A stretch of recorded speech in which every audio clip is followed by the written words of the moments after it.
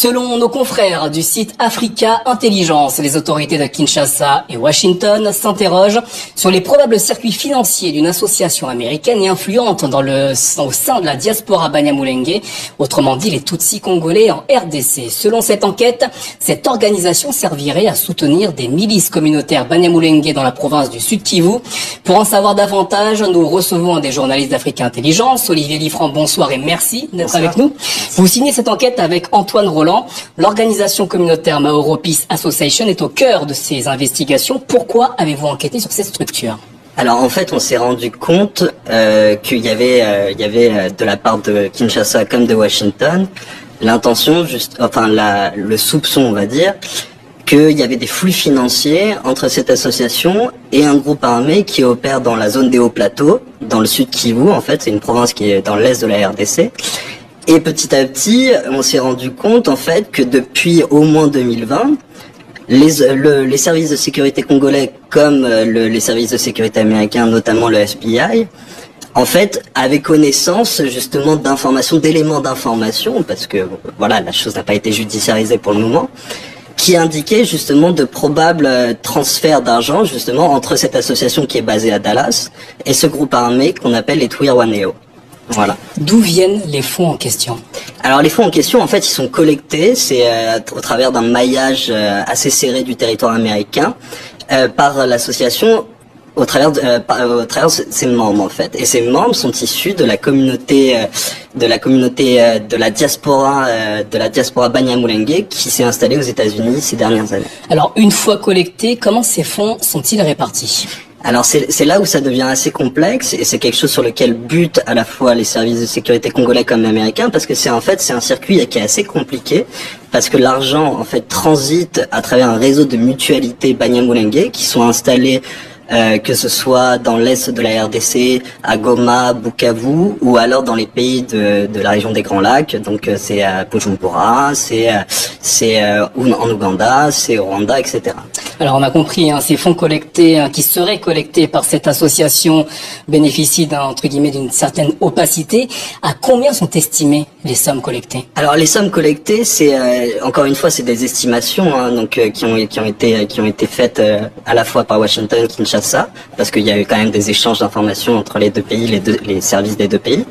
Et en l'occurrence, on estime que depuis 2020, ça serait au moins 1,5 million de dollars qui auraient transité en fait depuis les États-Unis jusque dans les Hauts Plateaux dans le sud Kivu.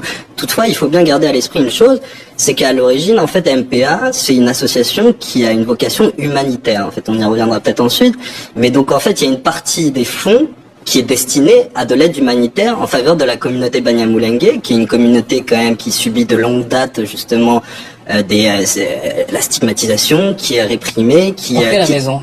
Parce que elle est depuis des années, elle est sujette à des critiques sur la remise en question plus exactement de leur congolité. Donc c'est une question qui a trait à l'identité. Qui a trait à l'identité. Et en fait, elle fait face aussi à une myriade de milices tout autour de la zone des Hauts Plateaux qui justement s'opposent à ce groupe armé. Alors cette association, vous l'avez dit, est basée aux États-Unis. Les autorités américaines ont-elles la capacité ou peuvent-elles lancer des poursuites judiciaires contre cette association? Alors oui, alors c'est en fait le FBI, enfin potentiellement. Moi, je suis pas du côté des services de sécurité américains.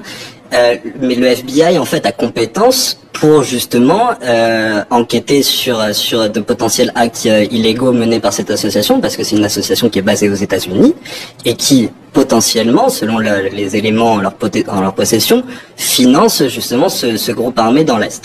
Alors avez-vous interrogé MPA au sujet justement des soupçons qui planent sur eux? Absolument, on les a interrogés, ils ont été catégoriques, ils nient absolument tout appui financier en tout cas à ce groupe armé, donc on appelle les Twirwaneho.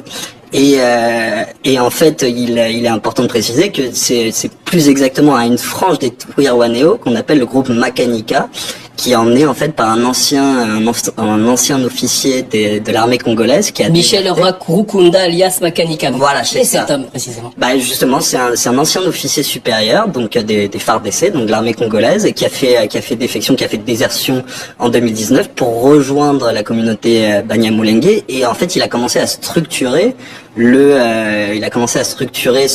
groupe jusqu'à en faire justement un groupe armé, parce qu'à l'origine, les Twirwaneho, c'est un groupe d'autodéfense en fait. C'est un groupe qui s'est constitué justement pour se prémunir des attaques des autres milices Maï-Maï qui les entourent. Alors, d'après votre enquête, est-ce qu'il pourrait exister des liens entre le MPA et certaines personnalités politiques en RDC? Alors c'est des soupçons en fait qui sont assez récurrents, mais alors certaines personnes, notamment côté Kinshasa, mais également les Américains émettent certaines interrogations là-dessus. C'est des liens avec un député national qui s'appelle Moïse Nyarugabo, pardon, excusez-moi.